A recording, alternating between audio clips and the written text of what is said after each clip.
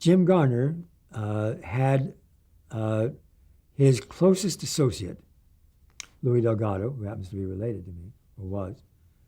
Louis died a couple of years ago.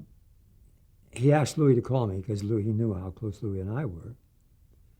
And Louis said, Jim wants to do a series with you. And he's even willing to come back to Universal because he knows that you have autonomy there. So he's, changing his mind on some very important things here.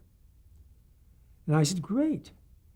And I said, I'll come up with something and we'll move right away.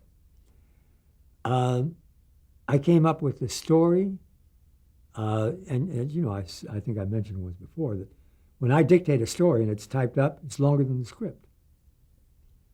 So I gave that to Steve. Steve wrote a wonderful pilot.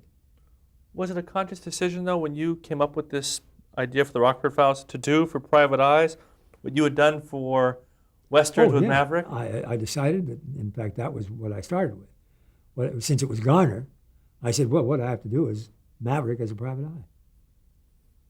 So to go against all the conventions, instead of taking a case on faith, he would run credit checks on his clients. That's right.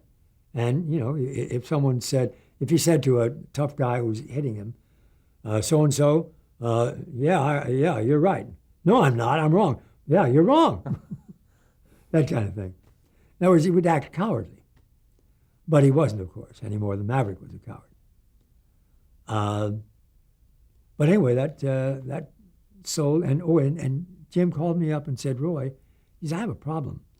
I promised Mita Rosenberg that she would be the executive producer of my next series, no matter where it was, anything else. And I said, Jim, I don't care about credit, as you may know, because I use pseudonyms constantly. I had 12 pseudonyms at one time.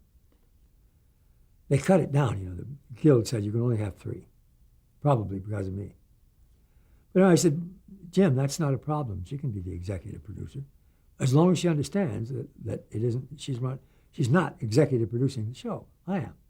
He's okay. It's all right.